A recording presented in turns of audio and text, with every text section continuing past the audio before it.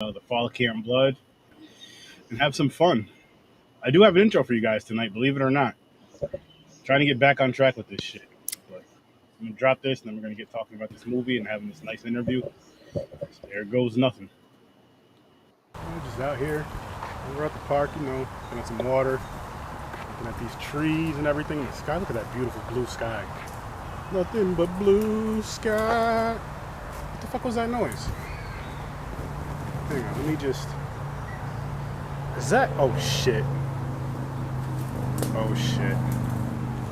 Guys, I don't think I should stick around for this. But I'll tell you guys this, what you should stick around for is the review and interview of The Fall of Camp Blood. Welcome to the madness. Welcome to the madness.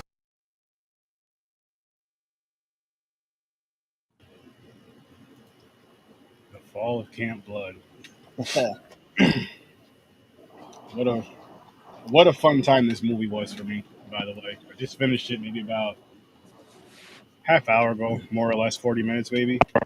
But same. Great job. Great freaking job. Thank you. I'm glad you enjoyed it. I was worried. You're coming off of two bigger ones. I was like, oh man, we might slide underneath the radar there. No, but we've had some we had some tough ones too though. Nothing was terrible. But we had some tough ones too. But yeah, you guys did a really good job with this movie. Thank you. You guys did a really good job with this movie.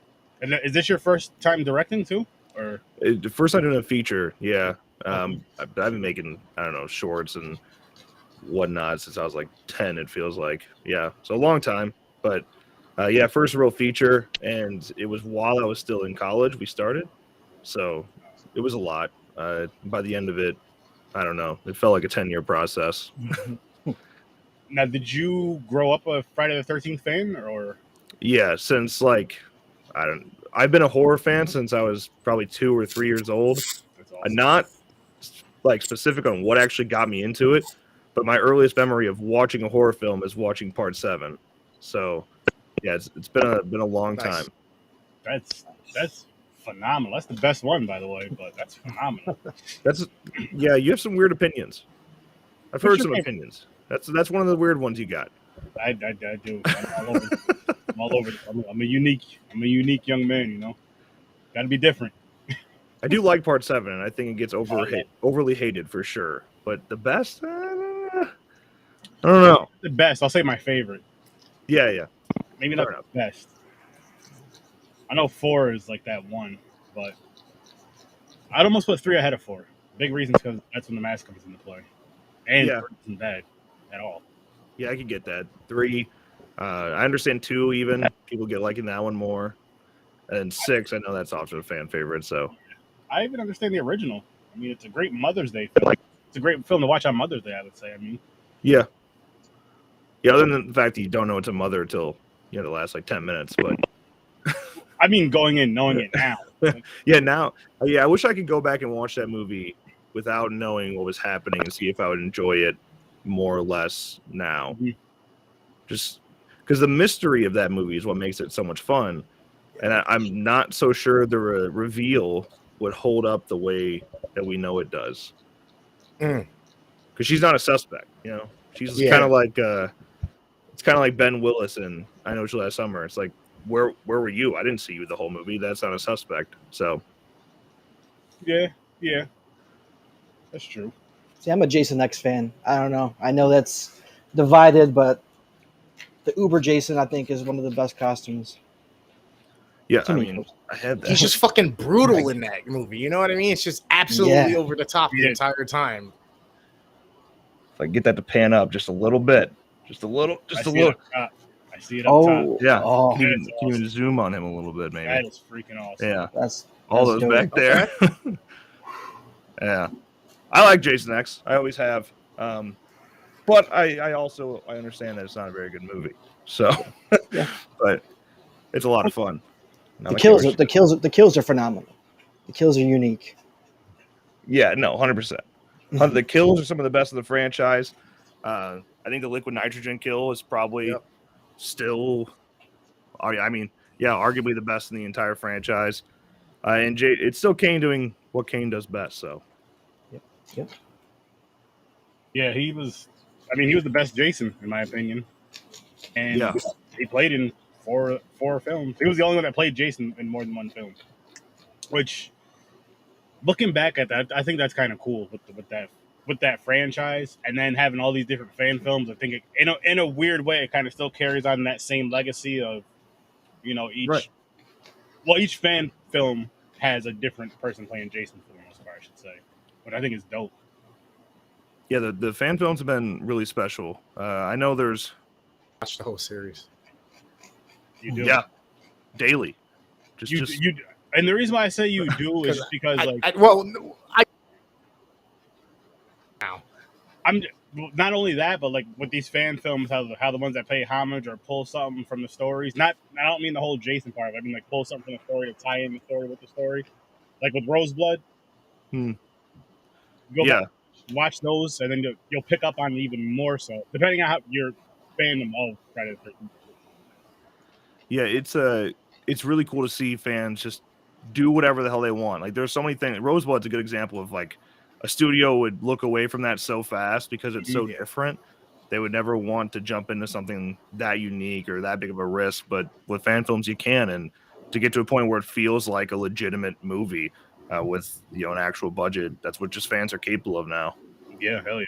And that's what Fall of Camp Blood felt like. It felt like a pickup from Part 4, and it didn't skip a beat with the way it was filmed. I mean, it was, to me, you couldn't tell it was a fan film, and that's what you want in a fan film, is that you can't tell it's a fan film. It's great. Oh, thank you. Yeah, that means a lot because we agreed. We knew we were lighting was done really. Thank you. Yeah, no, we knew we were working with like a whole lot less money and a lot less experienced crew than a lot of other fan films. So I know we caught the cheese. That's what Peter would say too. Peter, wow, look at you. Huh? Hey, I just wanted to jump. I'm in a restaurant in the middle of Seattle, and I saw that Brent couldn't make it, so I felt bad. So I just wanted to jump in. It's probably loud as hell. It's probably ruining your whole thing. No, you're great. You're great. Oh, everyone's looking at me weird, but I just wanted to hop in and say thanks so much. If you guys are still on when I get done eating, I'll hop back on again. Hell yeah. Appreciate you hopping in though. Greatly. And again, this holds up every time Spanish people on here. One of them's either getting ready to eat or eating every single damn time. I like eating. Ask Riley. I like to eat. Yeah, it's true. And he's cooking. Yeah. I'll jump back on later. Thanks again, guys. Yes. Appreciate you, man. All right, see you. Job on this one too, by the way. You're acting. I was actually like impressed. Yes. Hopefully he heard. Okay. He knows. He knows. He knows. He knows. He doesn't need anybody. Yeah, he knows. Himself. Very well too. But seriously though, this was a good one. This was, and the title, I was like, The Fall of Camp Blood, and in the way it ended, I'm like, okay, normally that would piss me off the way it ended, but because of the title, I gotta like it. I gotta enjoy it. I gotta love it, honestly, because I'm usually rooting for that guy. Yeah, we knew. There you go. Welcome back, Brent. Yeah, Brent. Yeah. How's the connection? Is this? It seems better right now. Is it better? Yeah, so far. You sound fine. Okay. How's it going? Let's do this then. Sorry about that. Appreciate you jumping in, and if you don't mind following Horror Research 30 on Twitch, that'd be awesome. You don't have to. I'll give you a follow back though, man. And what's up, Jay? Check out this fan film. Link is in the description. The Fall of Camp Blood. If you're into horror movies, it's dope. And for those of you watching that haven't seen it, go check it out. This one was really, I like I said, I had a great time. I think that a lot of things that are very visual for me, that they do a lot of things right with this one. I enjoyed it. Same. My rating will speak for how much I love this movie, so I can't wait to show you guys my rating. Ooh. Oh, gosh. You guys want to dive into that now? And if Brent and Riley, if you don't mind giving your ratings for these films, your honest ratings for this fan film, that'd be dope, because you guys actually had a bigger part in this movie than we did. It might be a little biased. That's fine. That's fine. You can give it a 10 if you want. You can give it a 10 if you want. Actually, I've never really thought about what I would give it. Well, now's your time. Yeah, AJ made it for me. Dadpool. Yep. I'll show you. This gentleman right here is the thumbnail guy. He's the guy. He's the man to go to. He makes some dope stuff. He's the Appreciate it. hashtag guy. He's the title guy. He's everything. He's dope.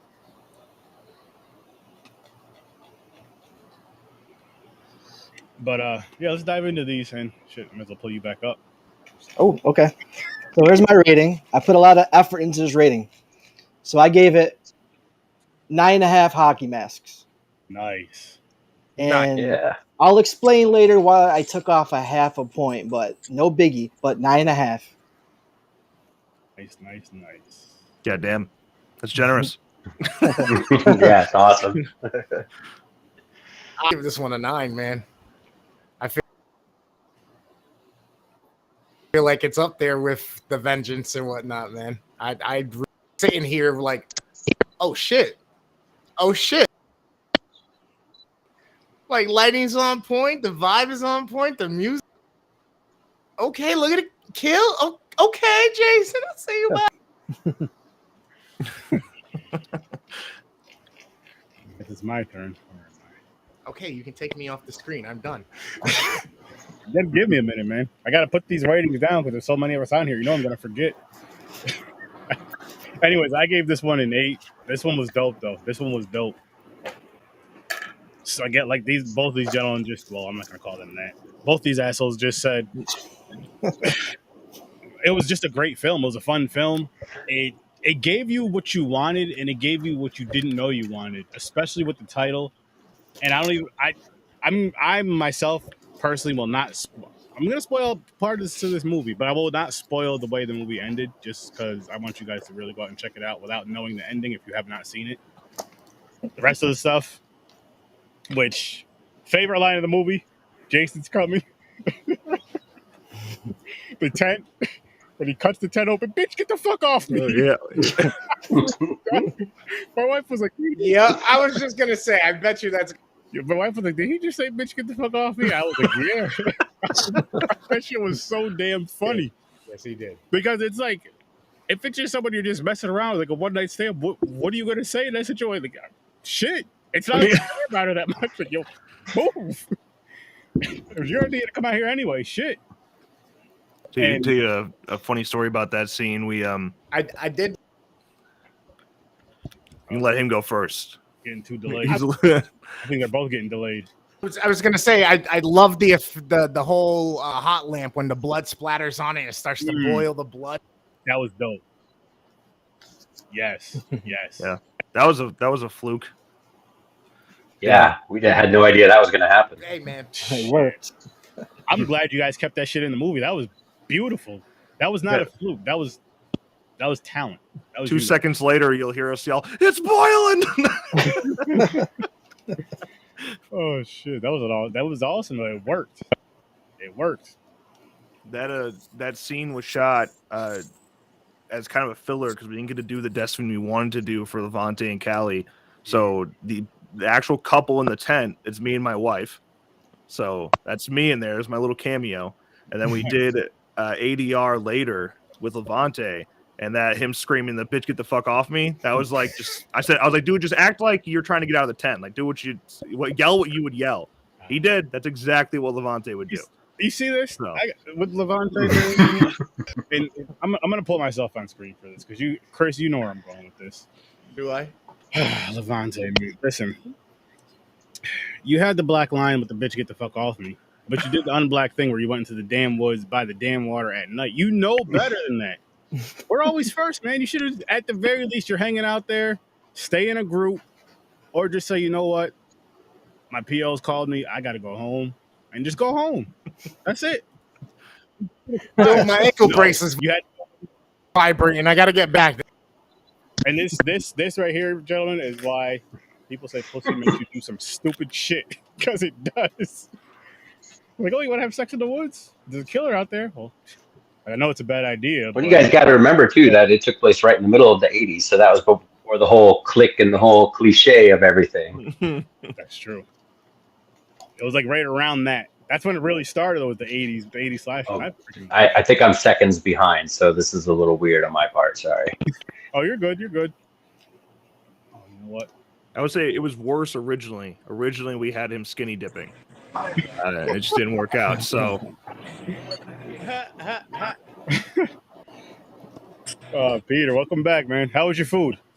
I didn't eat it yet, man. I'm waiting for it. Yeah. You came on here. You got to tell us what you ordered. Still the hungry Cuban.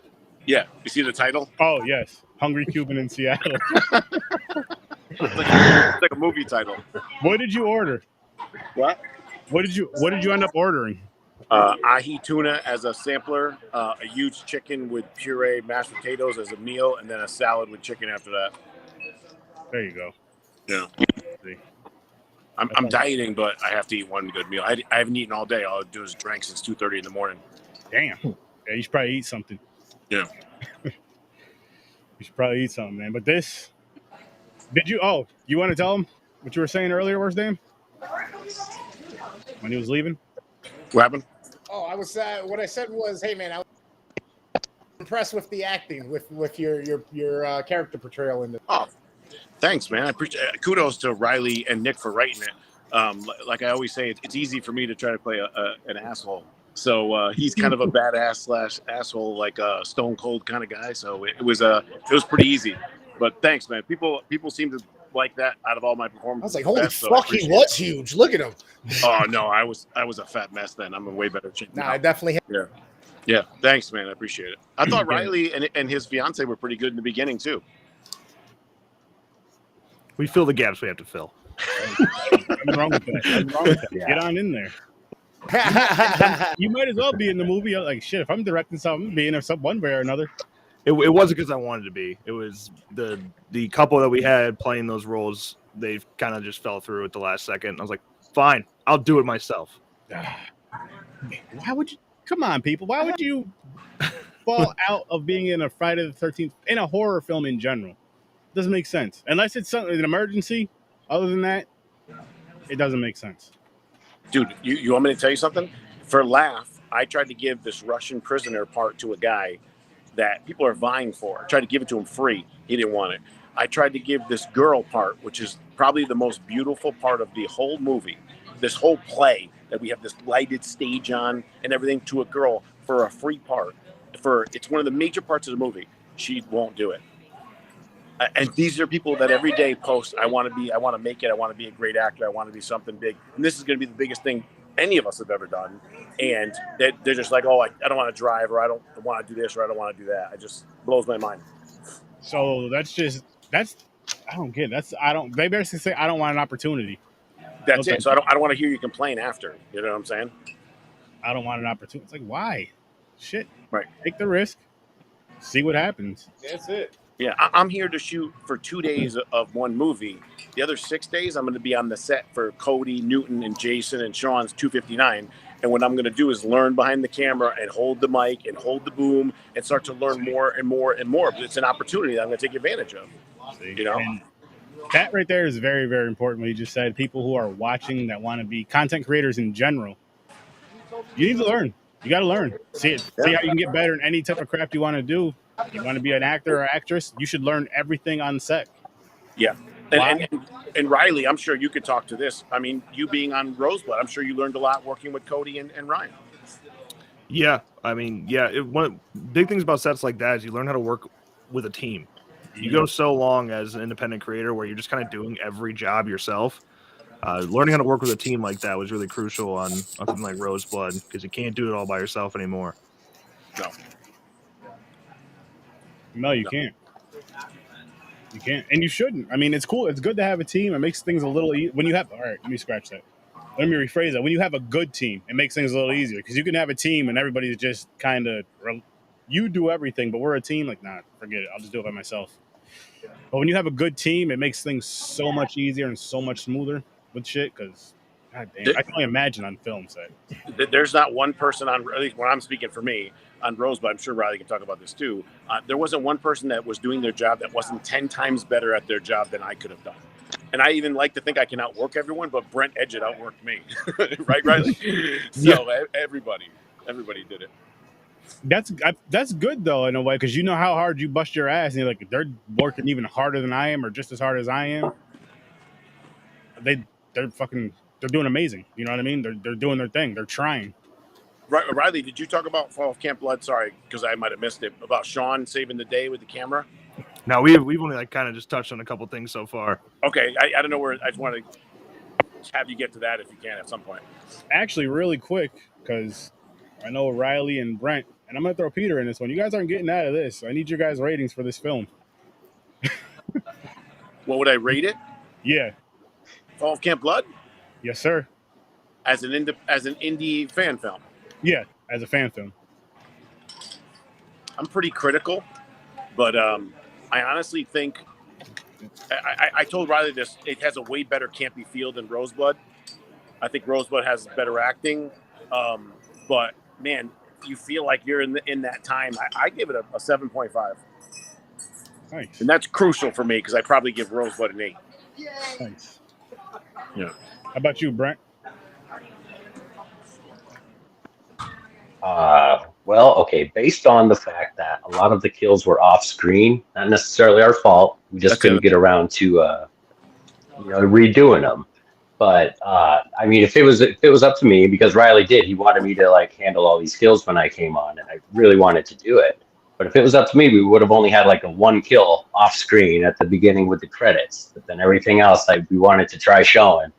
But I mean, based on that alone, I mean, the music for the old Friday the 13th was there, the feel of the 80s, and it was just there was a lot going on. There was a lot of story there, rather than it just being. So I say I want to give it an 8, and that's probably a little biased too, because this was a dream come true for me, definitely. That's awesome. Hey, there's nothing wrong with that. Nothing wrong with that. And how about you, Riley? Cool. So I'll be the one to pull down the scores, make it. I'll fix the averages out a little bit. I tell you at this point, I absolutely hate watching it. I've seen it literally thousands of times editing it. But there's so many little things that, because we have 3 years of film experience across the board, from like when we started to when we finished. Mm-hmm. So there's some scenes that I cannot stand. And there's some stuff I'm like, yeah, we got it there. Like that was it. That was a great scene. I'd give it a solid 6. I'll give it a 6. And that's just because I hate watching myself and anything I do. So. My next question for you then is, what would you, if you could do it all over today, what would you change with this one? Well, the number one thing is we definitely would want to set up the kills. You know, have Brent from the very get-go. Have Brent just get to do what he wants to do and go crazy with the kills. Mm-hmm. Well, then not to mention, just we'd be able to put the budget in better places where we wouldn't overthink things. Like there were some times where we'd waste so much money trying to hit a certain location or try to do a certain thing and end up not working out. Now that you kind of like hindsight's 2020, we can eliminate those things. And I would definitely want to have at least a little bit bigger of a team. We were just a little too shorthanded. Sometimes it's our fault, sometimes it wasn't. But yeah, it would be nice to get a full team in there. It's like truly devoted, wants to be there. Because there were some nights where you only had like 3 crew members, and it's tough on something like this. Yeah, I can only imagine. Truly. Can I answer that question too? Oh, sure, of course. Obviously, as an actor, I've gone over this with Riley. I'm sure Brent has a scene he doesn't like either. There's like a couple scenes in there where I'm like, oh, I overdid it there. I'm stupid. I should have done this better. And then secondly, I'm 290 pounds when I'm digging that grave, looking like a beached whale. I wish I was in better shape for that. That was 3 months after I had my shoulder done. I couldn't lift. I was just sitting around getting fat. But let me wrap all that up to Riley was what, 22 when you first started shooting that? 21 originally. 21 to 22, and I'm not a kiss-ass person. I'm a pessimist. I'm not an optimist at all. He could tell you that. Brent could tell you that. But I wrote Roseblood at 45 years old. This guy wrote this at 21 years old. and put this all together and shot it from 21 to 22 to 23 to 24 years old is absolutely incredible. I could not have done that at that age. I was in parties and clubs in New York. I could never have done that. So for him to pull all that together and everyone is honestly amazing. So great job for him. That's awesome. Oh, yeah. Thank you. I'll sneak out. I mean, I'll sneak out some ways. I don't really recognize myself. And how about you, Brent? What would you change if you could change anything? I know the on-screen kills, but is there anything else? Well, I mean, if, yeah, be there day one, definitely. They found me as a cosplayer in Chicago. I was a Jason cosplayer. I'm a huge Friday 13th fan. I've been ever since I was a little kid. And yeah, to just have been in there, to been part of script planning, because it was more or less such a crazy opportunity for me that I just went in there. I didn't want to make any shifts or waves. I was just so happy to be there that I was just like, just tell me what you want. And then it took a couple of goes to where I was like, hey, maybe can I put my foot in and try to do something with this? And, and they eventually said yes, and we got to do a lot more. And like, I'm happiest with the scenes that we filmed towards the end, which is basically the beginning of the movie. But yeah, I really wish I could have been there from day one. But otherwise, I just like how it all turned out. Not having been there the whole movie and getting to see it all together, it was pretty fun. But I love Peter Anthony in the movie. I wanted to see the. Sorry, there's a delay. The only part that bothers me, Brent and Riley, is the kill when there's no gloves on them. That's the only one that when I see it, I'm like, oh man, I wish that we had the gloves on them there. That's why I took a half a point off. I actually noted that. Right. It's the girl with the guitar, and you can. It's just yes. hands. Well, it's not just that scene either. It's when Bailey gets killed too. He doesn't have gloves on then. But there's like no weathering on his hands at all in the guitar kill. Yeah. Yeah. We were gonna redo. Man, we had a whole plan for redoing that scene. It was way better, and it was gonna be on the Blu-ray after like the full release. But we couldn't get the actress to come back. We couldn't get Carly to come back. It just timing didn't line up. Yeah, it was independent filmmaking in the Midwest for you. Yeah, it was going to go from being the worst kill in the movie to the best kill in the movie, like just like that. We were excited for it. It just didn't work out.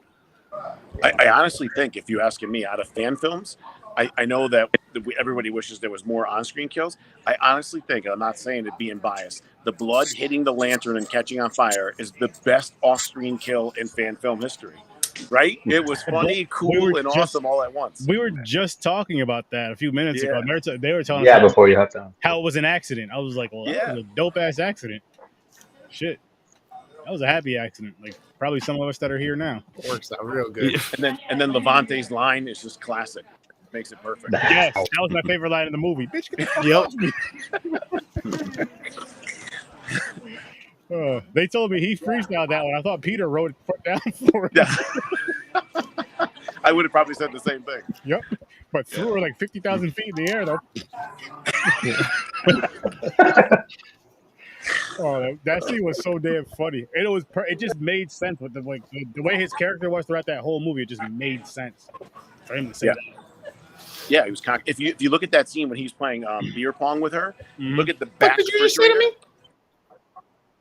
If you look at the back refrigerator when he's playing beer pong, there's Vengeance magnets on the refrigerator.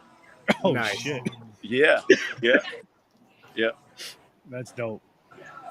There are Easter eggs everywhere. I mean, lines that are being said, things in the background. It's everywhere.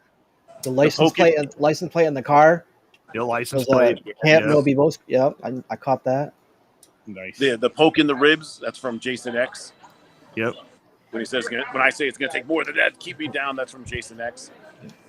I haven't seen that one in so long. It's been a few years. And then the big decapitation. Oh, sorry. Nope. I'm not saying anything. No spoilers. It's all good. He was trying to keep spoilers away from the ending. Oh, we spoil it, bro. We spoil it.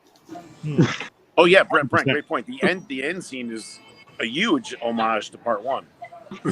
Yes, it is. The music and all. And then I was telling them, I was like, that's what made me.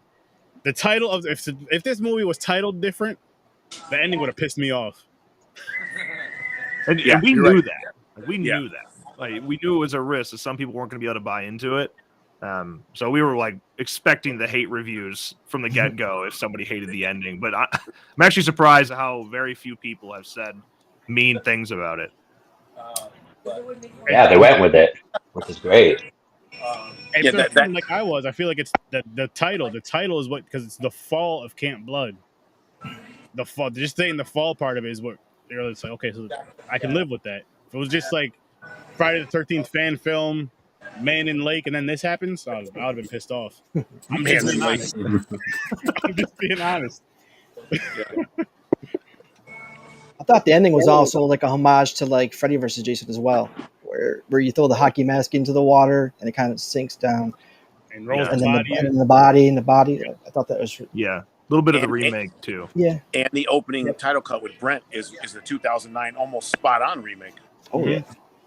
Mhm. Yeah. It even has the How we got that shot was really cool, but yeah, it reminded us enough of 2009. We're like, well, this movie's full of Easter eggs, so let this be an Easter egg for here, definitely. And Bandage Jason, I love Bandage Jason. That look No, is but so great. It's all Brent there. That's all Brent. Riley, see did if- you talk about how on Kent? So 8 minutes, on- 10 on- minutes. Like about 10 minutes, yeah. 13 minutes. Nice. 13 is when the credits hit, I'm pretty sure. Even better. Riley, did you talk about how on my wall? I don't know if you guys noticed. I don't know if you noticed the green little gardening tool that kills my brother in part 4 is on the wall when I'm looking at it. Did you Yeah, guys see that? Yeah, Oh, so yeah. it's a little gardening tool that kills That Rob in little 4. gardening rake. Oh, Yeah. okay. There's also a Tommy tape from the game. Tommy tape up from there. the game. Yeah. There's also in one scene the part 4 Zaxxon head that Tommy was playing with the computer with. It's in the corner though. That's awesome. See, I got to go back and watch this one again too. I wasn't even thinking about Easter eggs again. I was just watching this shit So many. That's what I mean. Right off the and miss a few. rip, it's immersive. It gets you right into the story. The behind it on the with the whole fucking they're clearing this dope and the whole ride on the ambulance. Okay, you know he's gonna come up. You know he's about to, and then he fucking comes through the windshield or the side window at the chick. I was like, all right. Put my arm up. Yep. Let's watch this shit. Tell me the ambulance scene doesn't remind you of Halloween 4. Yeah. Yeah. And then Riley in the window scene. Can't you was see the dope. girl's hand holding the glass? Yeah. Oh yeah. Yeah. So when Brent punches out the window and grabs Courtney, there's somebody straight up like you holding fake glass in the window. So not only can you see her hands, but you can actually see where the glass ends. Yeah, that's right. You look right outside. So yeah, I mean it happens so fast. You know. Well enough with the edit that you can't really notice unless you are really. I think you did just right with it. There's so many mistakes, honestly. Like if you really, man, that's just the start. Like, there's so many mistakes that we can catch on. Yeah, if but you really to deep in, like go dig into it. There's a lot. But for all the mistakes you guys are mentioning that you guys know that are in this film, it was still a really good job. Like it was still a really, really good job.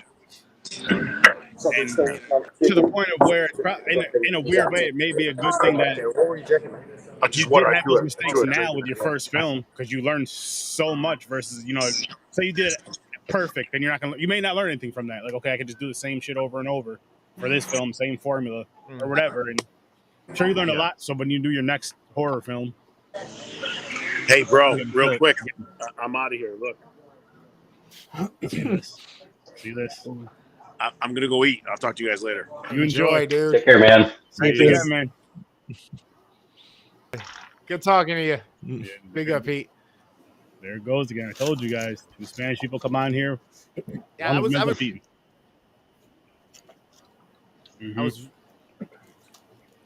Yeah, that's the atmosphere you created, and then using the sound as well to help carry and build tension, or have the certain change of scenes with that sharp sound to the moon cut and all that stuff. Like there's a lot of little things that I'm like, nice, well done. Yup. And by the end of it, I'm smiling and I'm like, yup, okay, this was dope. This was dope.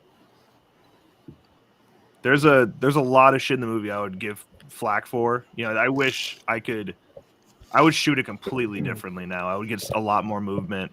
You know, it's because of time and just lack of money where you just kind of like, all right, put it on a tripod, shoot it, switch angle, shoot it. I would want to have a lot more Steadicam work and rail work, and but whatever. Yeah, it's just kind of like restraints you have, limitations you have with budget. The one thing I am extremely proud of with the movie is the sound. Like the dialogue, 99% of the time sounds really clean. That's one of the hardest parts to do with an independent film. And the Foley's pretty damn good. And like, yeah, I edited all of that, but having Peter and Nick there to just be super tedious and eat away at every little sound effect, that's why the movie's watchable despite you know, the limitations we had. The sound is pretty damn good. Yeah. See, and that's inspiring though for people that want to create film, create a movie, create a short, is hearing that and just seeing how not only how much you've learned from it, but just how much you can point out from the mistakes with this film. Like you could just point it out and just again apply it to the next thing and keep going at it. Like this didn't make you quit. Like say you can say you messed up a shit ton of stuff on this film, and that could, you know what I mean? This could have been your make or break. Say like, you know what, fuck it, I'm done. And you didn't let that do that, which again, I'm glad you didn't, because this was a good movie. How's it going? There's Ken Slade right there. Sheriff Kagan himself. Hey, awesome. I wish we could have you on. You drop me your email, I'll send you a link right now. If you're free, if you can. But I appreciate you. Well, and obviously, right after filming Fall of Camp Blood, you know, Peter Anthony got us on for Roseblood. So both Riley and I, you know, we definitely took that opportunity to go out there. And like you said, you know, we took everything we had learned. And even so, we kind of adapted it to Roseblood, but in a sense, Riley and I got out there and we started doing stuff we'd never done before. So we were just learning new stuff. He started like pulling focus and everything on the camera, which he knew about, but he'd never really done it before. Myself, I was running the slate. I was trying to do effects. I was doing absolutely everything I could. It's just a helpful person, just happy to be working on an independent film, let alone Friday the 13th, and let alone with these guys.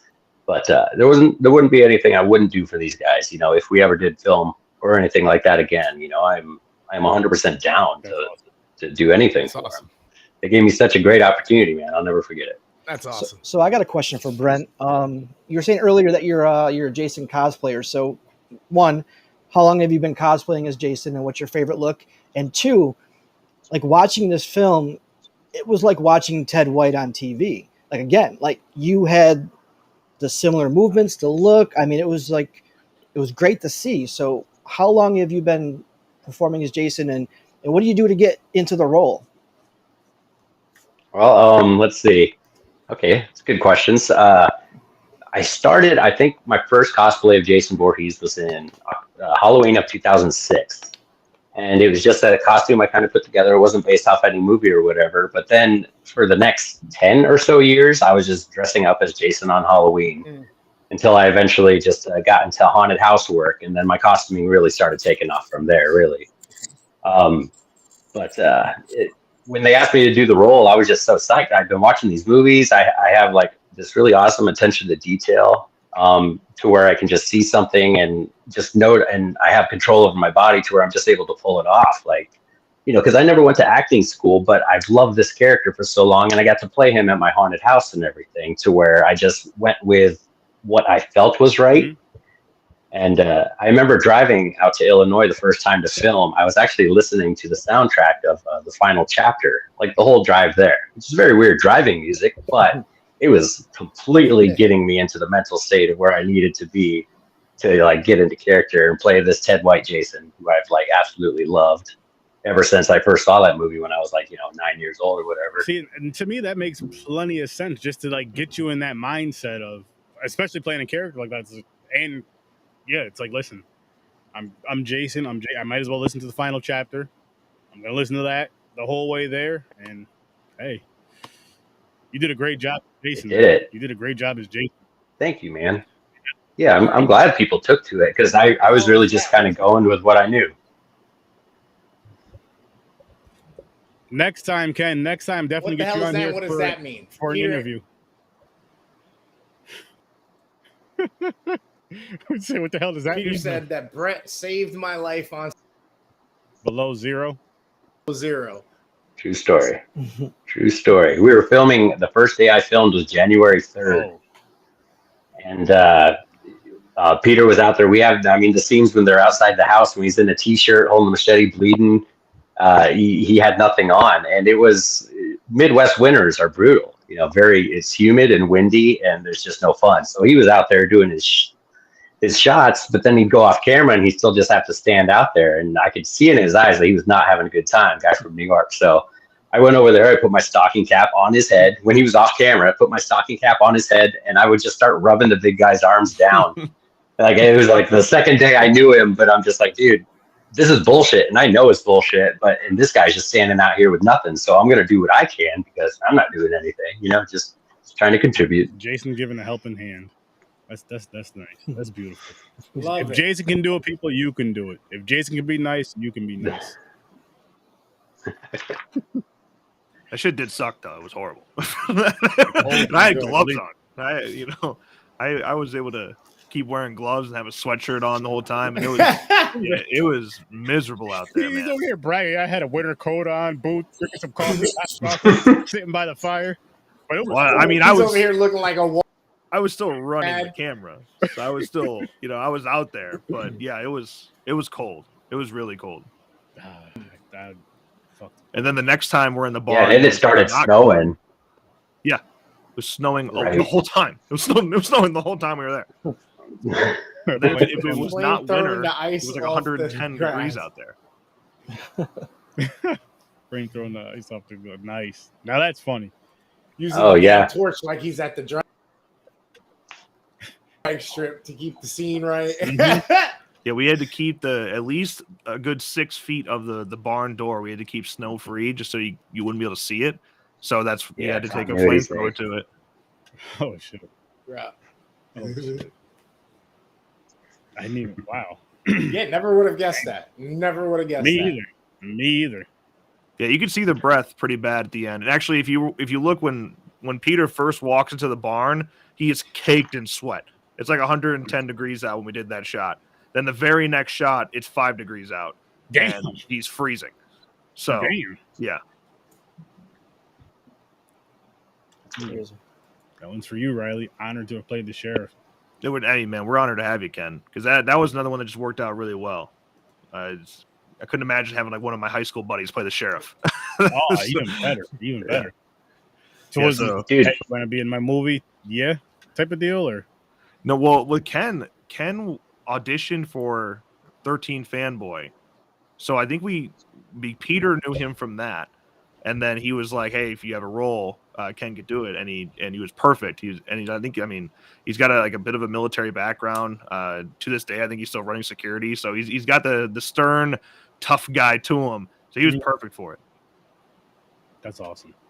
See, I like hearing stuff like that. And Ken, again, doors open, man, when you're free, because I'm doing a lot more stuff with Indy for a while, hopefully. So, I actually have something to say about Ken. Uh-oh. He is my whole.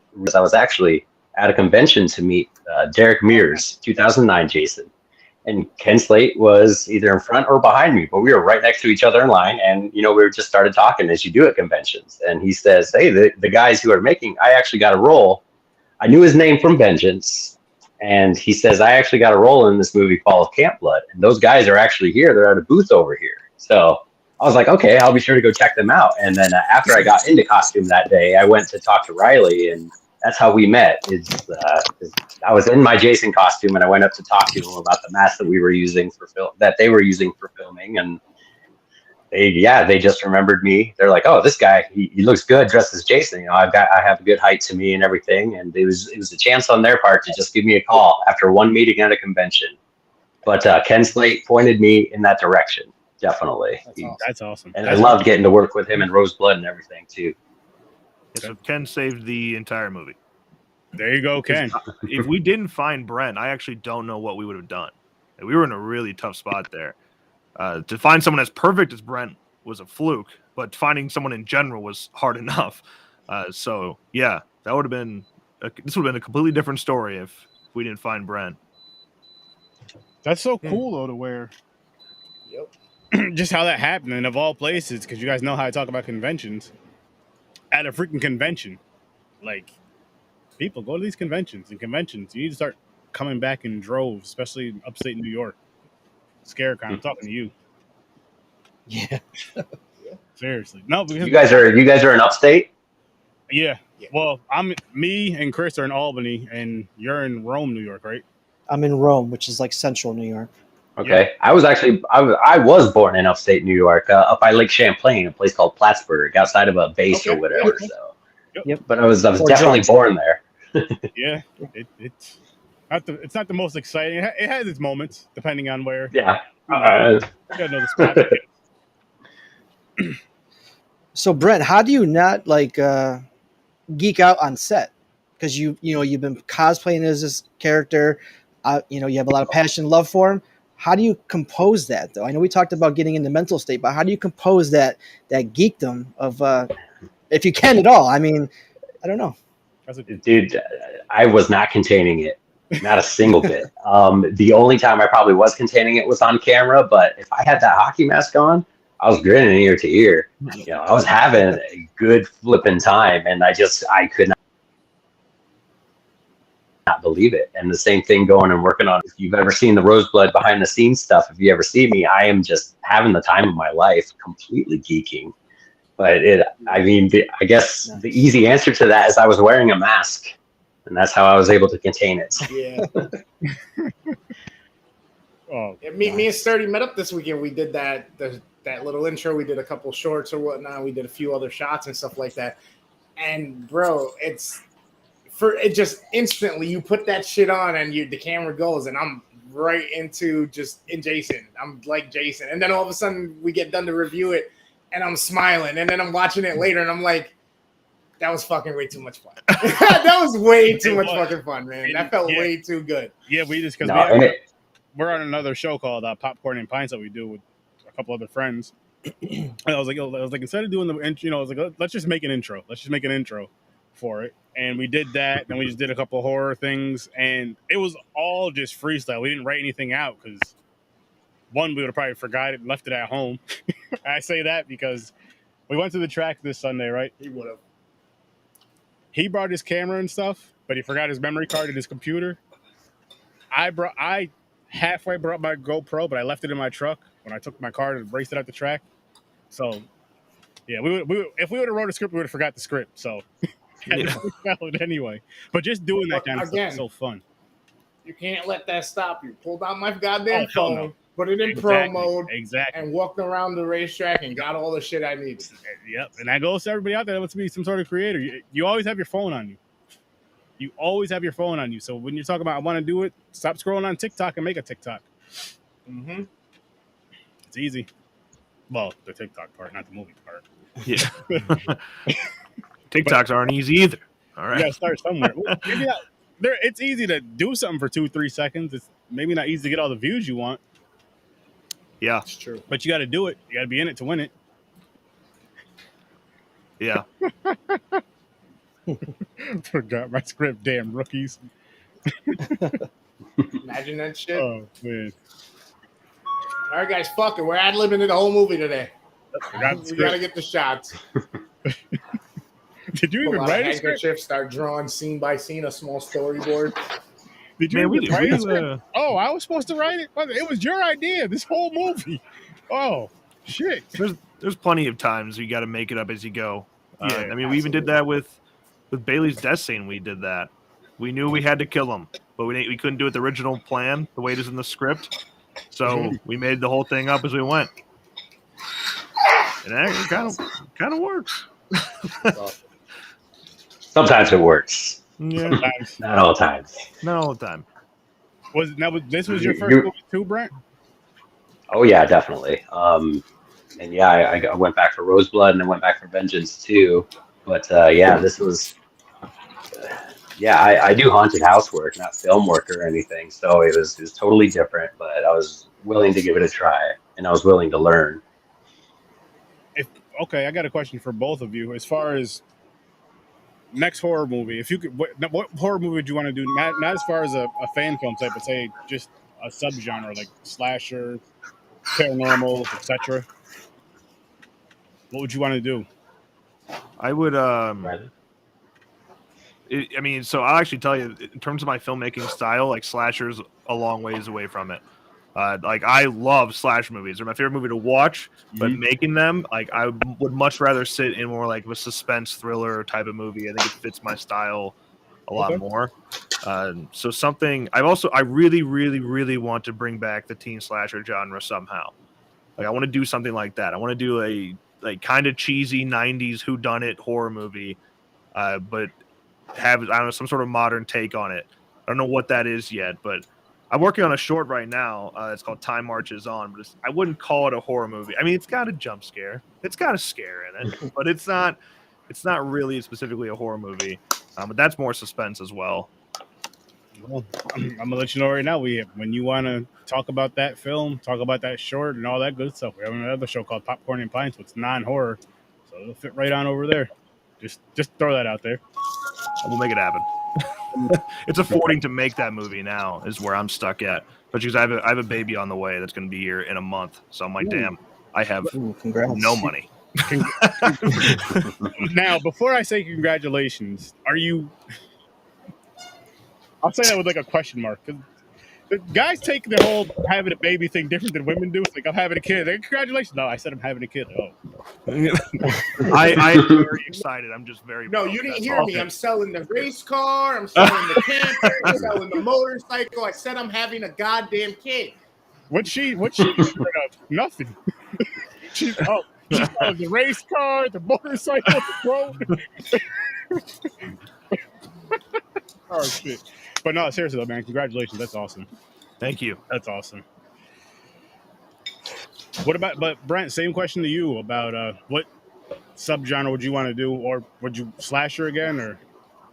I'm all about slasher. I'm all about gore effects. You know, my Instagram handle and what a lot of people have met me as is gore galore. So I'm all about that life, definitely.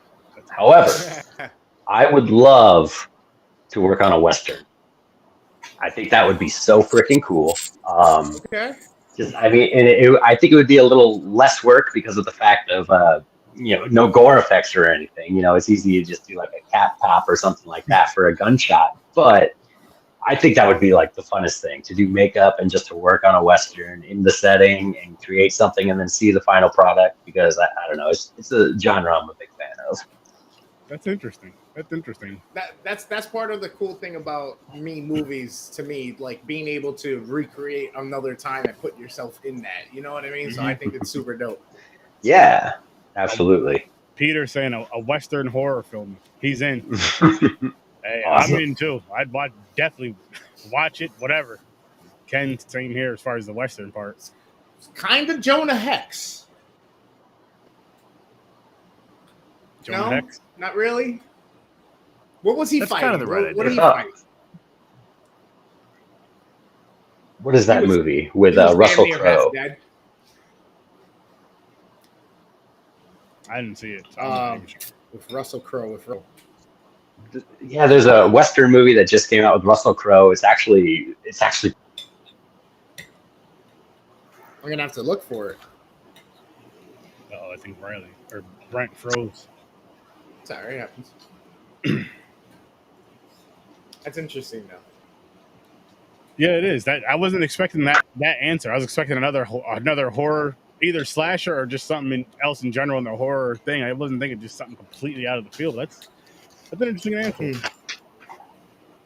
But a Western horror, I think you guys not the Pope's Exorcist. Is that what he's thinking of?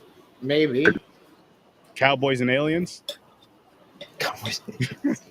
No, that was Daniel Craig, wasn't it? Yeah. It's a good movie, though. Cowboys and Aliens. Yep. It's been a while. Oh, there he goes. I just put him backstage, see if it comes back. Also, I can see on my side. He's still frozen. And pretty intense. Well, I can what is that? share another story in the meantime about Yes. how everything Sure. just goes wrong all the time. This is what We Peter love was that. talking about a little bit. We got to set first day of shooting. We moved up shooting to account for an actress, so we had to like rush order all the equipment, and it was the day of shooting where everything officially came in, or the day before shooting everything came in, and the camera came in broken. You know, like a brand new $10,000 camera came in broken. The sensor was broken, so we had to. I didn't know what to do. It's like, man, we have to start tomorrow. There's people that have traveled all across the country to be here. We have to start tomorrow. So our producer, Sean Lutzis, I reached out to him and I was like, man, would you be willing to clutch up and help us get another camera here? And he, man, with no hesitation, was just like, yeah, no problem. It's on the way. It'll be there tomorrow. It's like unbelievable. Nice. He saved us from the get-go, man, because we didn't know him then. Only Peter knew him. And like Peter said, I was 22 years old at the time. And yeah, to ask somebody to be like, hey, here's a lump sum of money to get you another camera and save your tail, and never ask for anything in return ever. I mean, he's just unbelievable. The things he'll do for his friends, and like I said, he took a chance on us. And now I'm glad that I can actually call him a friend, because now we actually know each other. But then I was just a stranger, and he was doing that really just for Peter. So he's as good as they come. I mean, true blue. See, I like that. I like hearing stuff like that because he did that, took a chance on you, gave you a dope opportunity, and you guys definitely knocked it out the park, in my opinion, for that, for one. And I can't wait to see what you guys do next. I really can't. Thank that you. resonates with us because that's literally how like we operate or whatnot. You know, what I mean, there's been many a time Sturdy's fucking.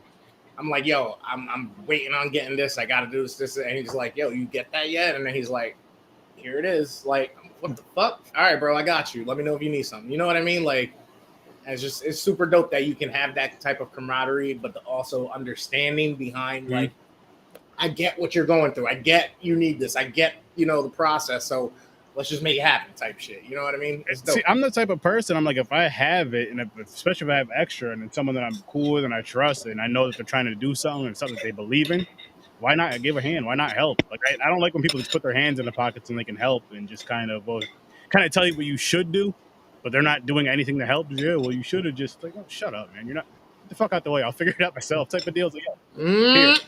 And especially if it's like the type of thing, it's like, I'm not using this right now or anymore. Here, use it. Go ahead. Yeah. And not to look for anything back. It's just to me, it's the right thing to do. It's the right thing to do, and eventually it does come back to you one way or another in life. So, right, help people out if you can. And I'm not saying, you have to always give. It doesn't always have to be financially, but if it can be, it's not a bad thing. It's not a bad thing. Yeah, even now, I still try to donate to as many of these fan films as I can, because it's like I was there.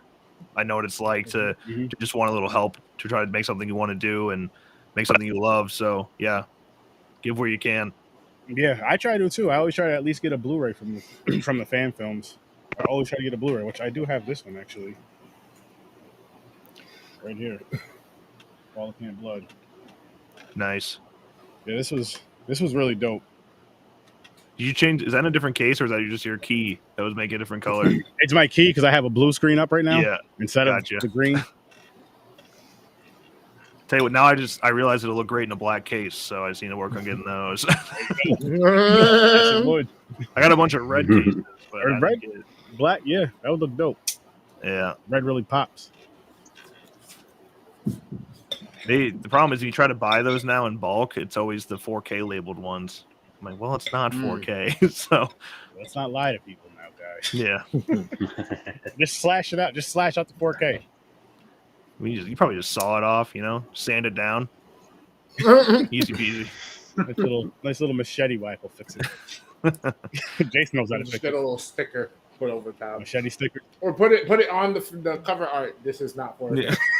Yeah. This is the case is 4K. That's it. This was printed in 4K. Oh man. Do you guys have any other questions for Brent and Riley? Well, I know Riley said earlier that I think your first movie was Friday the 13th Part 7 was your first experience. That I can remember. Yeah. So, Brent, what is your first Friday film that you can remember? And Oh, That gave me a question. man, it might have been, believe it or not, Jason Goes to Hell. Wow. 92, I would have been like 8 years old. And it was, it was advertised heavily in 92. And it was the movie to see, definitely, when it came out. And as soon as it was available to rent, because we rented videos like all the damn time. Mm-hmm. As soon as it was available, we rented that thing and checked it out. And yeah, that was my first. And it was definitely weird, definitely. Oh, you know what? That's wrong. I'm sorry. I totally forgot. Part 5 was the first one I saw. Oh. It wasn't so Part 9 was my first experience with Jason Voorhees.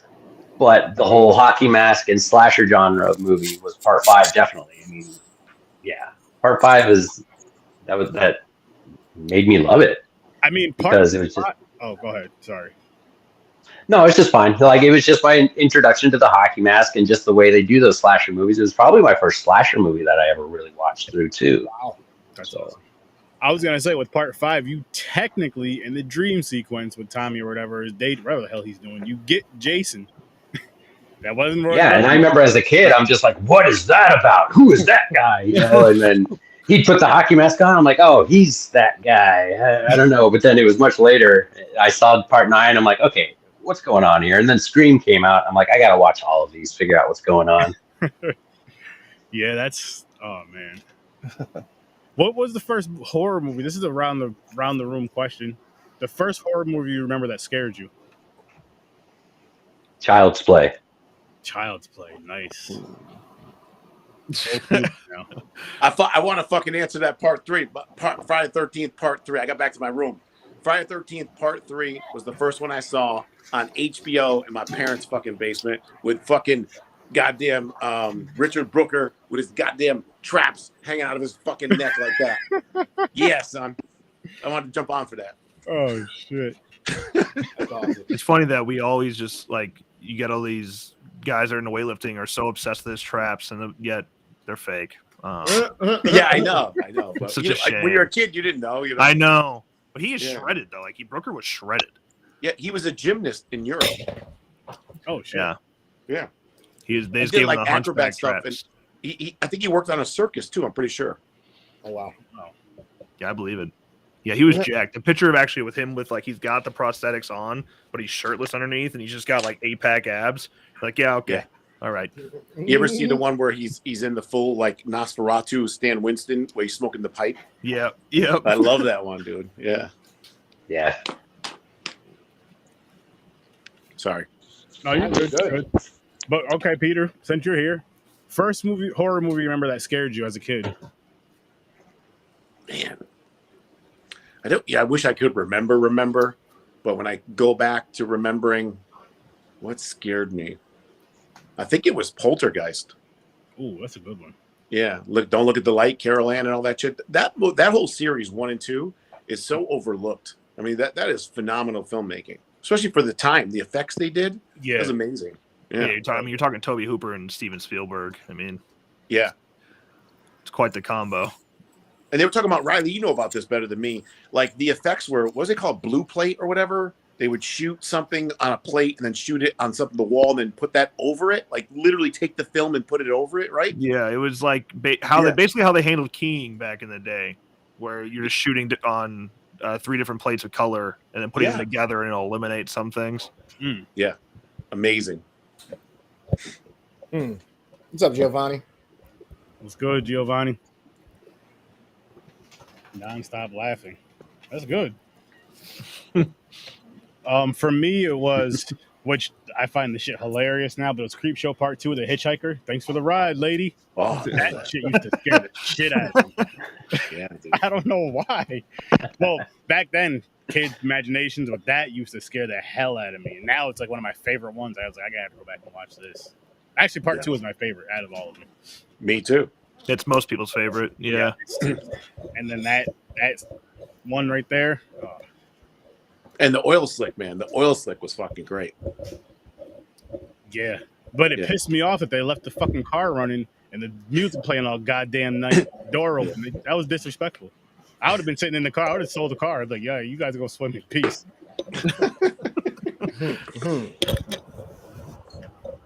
Best memories on set was getting face to face with Peter Anthony and being able to live afterwards. Riley did a great job of that scene. The way he shoots it when I stand up, the way it looks like I'm looking down on Ken. Ken does a great job of selling like fear right there. That was a great scene. We basically treated Peter like the villain when we'd shoot him with anyone that wasn't Jason. Great analogy. We'd always just shoot up at him to give him this powerful presence. Yeah, because you did the same with Ivy. Yeah. Yep. Yeah. I like that. Yeah, it works. It worked. It definitely worked. What's everyone else's movies though that scared them? Whoever didn't get the answer. I'll go. My dad started me on like the old school fucking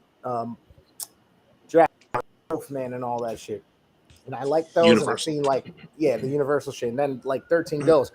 But the first ones that like really scared me that I remember having nightmares about was always Freddy and fucking Chucky, man.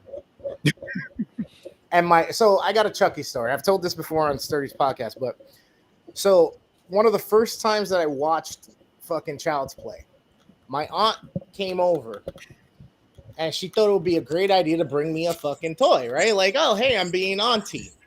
It was a My Buddy doll. Any of you guys remember My Buddy doll? Yeah. Yeah. And I was about the same size as that little motherfucker.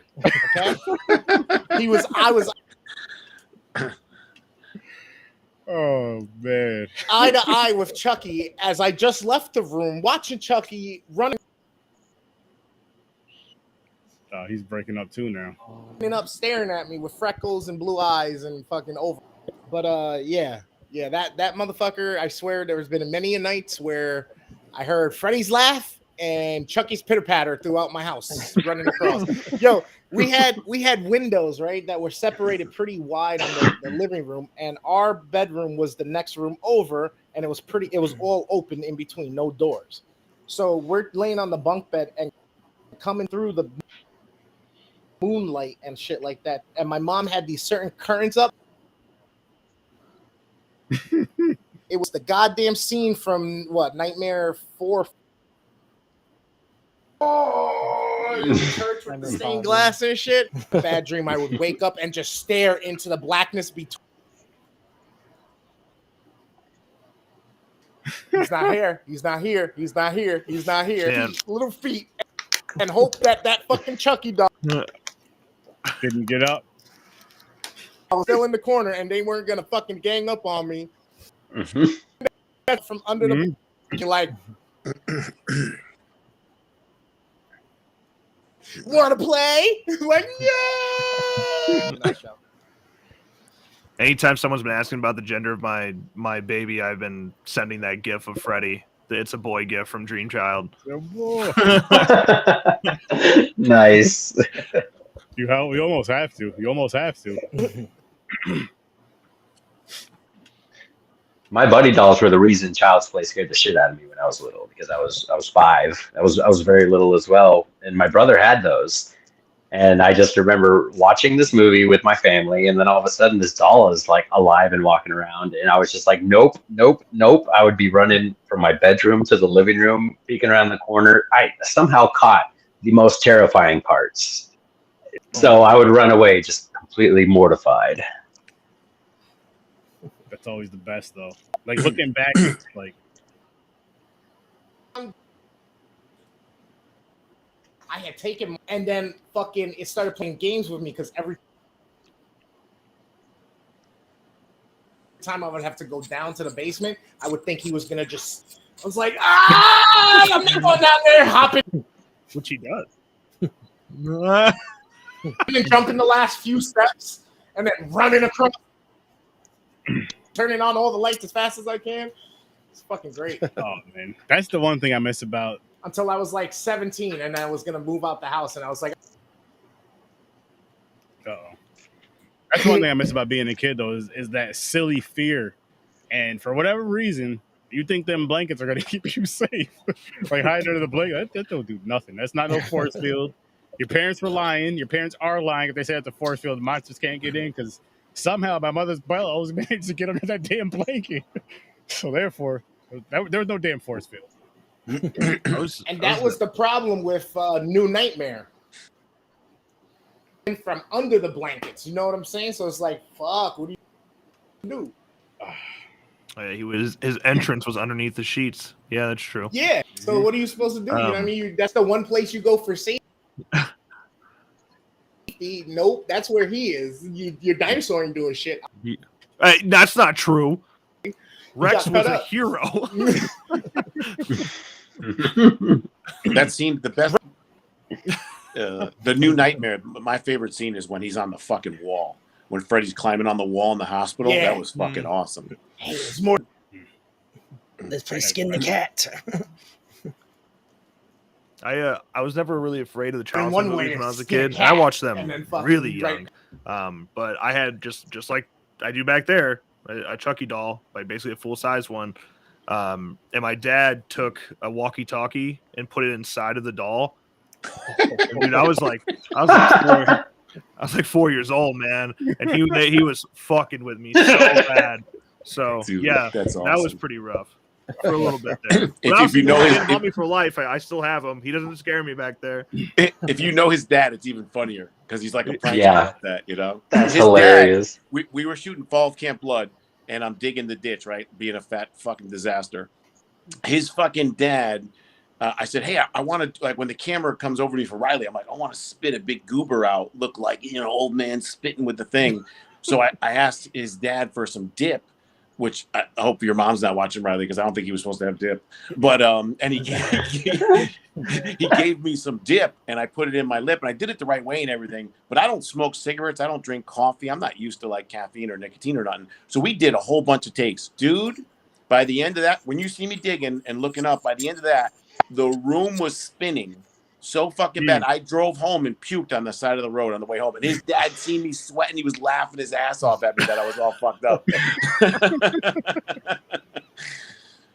It's good times. Oh, that's hilarious. What about you, Dadpool, for the movie? I'd say probably Cujo. I was 7 years old when it came out. And I had just gotten attacked by a dog at my dad's friend's house. So seeing that movie just brought back a lot of horrific flashbacks. Not like I don't love dogs. I look at it now, I'm like, that's one of the greatest movies I've seen as far as horror, Stephen King. Mm-hmm. But yeah, I'd say definitely Cujo, just for simple fact of being attacked by a dog and seeing that on screen play out was like terrifying as a 7-year-old. That'd be terrifying as a grown ass man. Emotional damage.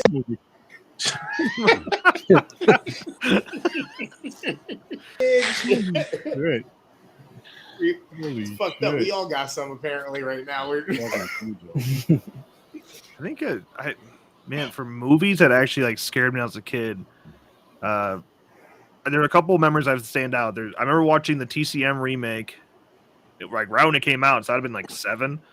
I remember the little like found footage thing they do where it's a cop going down in the basement and Leatherface comes out. I thought that was real for the longest time.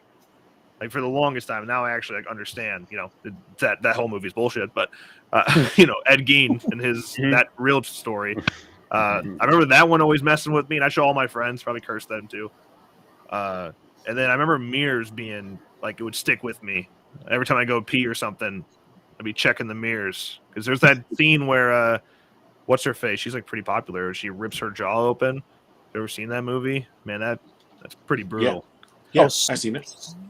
That's a knockoff of Poltergeist. In Poltergeist, the guy starts ripping his face off in the mirror. Yeah. Do you remember that?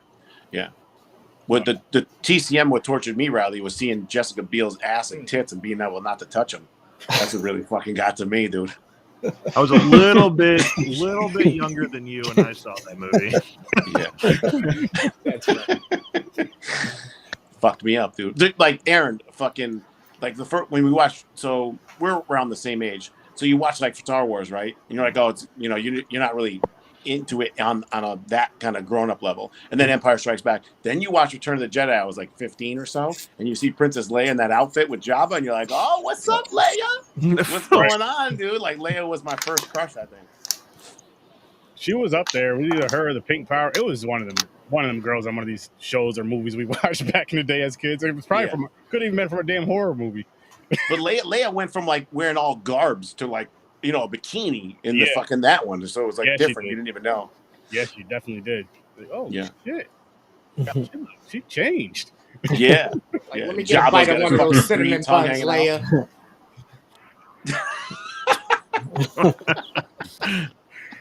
Oh my gosh. I got to go try to work out and then shower and go on set. Great luck with that, man. Knock it out the park. And break a leg, buddy. Break a leg. All right. I'll talk to you guys soon. Have a good one, man. Thanks for having me. Peace. Thanks for coming on. What a night. What a night. From the hungry Cuban to the full Cuban. Yeah. Right, but be the acting Cuban soon. Oh man, everybody go check out Peter Anthony and all his stuff. So he's awesome. He's awesome. But I guess we can get this kind of wrapped up, though, gentlemen. Any last words? Any more questions, comments, concerns? Okay, you guys hit on all of them. Dadpool has some great questions for sure. Sturdy, you brought it out tonight, but man, Sunday was inspiring for me. Sunday brought that energy out because I was like, this whole weekend was just from Saturday, me and you chilled. Sunday we chilled, and then it's just like now with the podcast stuff. It's had a good weekend. Had a fun time. Kind of brought back that energy again, more energy, I should say. Good. And doing this indie stuff, like because we've been doing fan films for the past couple of weeks, it's just been bringing a different kind of energy than anything else. That's why I'm going to try to continue. So if you have some horror stuff, please bring it to us for us to watch, review, have you guys on if you want to be on and all that. Because again, it brings a different energy than doing like the Hollywood movies all the time. It brings a way different energy. You see the passion in the fan films. No matter how good or how bad they're, at least see the passion. Like they went out and they did it because they wanted to, because they're fans of this. Or it's fan/indie. I don't want to just say fan/indie films. Versus the Hollywood, just like, yo, here's a fat chunk of money. We're going to keep most of it, even though you guys are the talent. We're going to keep the majority of it. But go do your thing. Yeah. Here's another ghost movie. Yeah. It's like it's been 5 years. Let's roll the dice, see where it lands. Are we bringing back Pinhead? Are we bringing back Michael? Are we doing another Conjuring? Fuck it, let's go with La Llorona. Like, well, now it's The Exorcist, right? I mean, The Exorcist coming back. Yep. Which I'm gonna watch them. I'm not gonna lie to you guys. I'm gonna watch all that shit, and I'm probably gonna enjoy some of it if it's done right. But you watched the trailer already? No, I don't do trailers. I stopped doing those like a year ago just because they give away way too much, and we even used to review, like when we were doing movie reviews. The next movie that came up, we used to review those trailers on both the shows. But then after a while, we just stopped because trailers show way too much, and it's like I want to go into this movie blind and be surprised. Yep. Yeah, I don't blame you. Actually, Barbarian was the one that made me stop because I didn't even know about this movie coming out. I heard about it on social media, just people saying you need to go see Barbarian. Basically, nobody was even spoiling it. And I seen it was playing around us, so me and the wife went to go see it. And after that, like even in theaters, when a horror trailer comes on, I'll just look down. I'll just be on my phone that whole time. If it's a horror trailer, I don't care. But a horror trailer, I'm like, I can't see this. I gotta see this. And when the movie comes out, I gotta see it. I don't ruin it. I did the same thing with Barbarian. Never saw a single thing. Never read a synopsis, and just showed up. And yeah, that movie is a way better experience if you have no idea what's gonna happen. I agree, and I just since that I was like, I'm just gonna apply it to everything now because why not? And I enjoy. I mean, either way, I'm gonna love it or hate it, but it's like why not? Besides Cocaine Bear, I had to see that trailer. That's different. But I do want to thank you guys so much for coming on. I greatly, greatly appreciate it. I have all their links in the description. People, go ahead and check out their amazing content. If you haven't seen this film, go watch it. Tell your friends, family, enemies, your coworkers. Tell everybody you know about it. Send people the link. Spam them, all that good shit. Tell them to watch it because this was dope. This was dope. And I can't wait to see more of what these gentlemen do. I really can't wait to see more. Look at that. He has his masks up, his mask count up. 9.5 masks. 9.5 masks. 9.5 masks. But thank you guys again for coming on. Please go follow them. Please go follow Dadpool. Go follow Peter Anthony. Follow Worst Damn Gamer. Go to horrorsurf30.com. Again, all of our links are in the description. Thank you guys for watching and listening and commenting and all that good stuff. Giovanni, I greatly appreciate it. You guys have a great night. I'll see you in your nightmares.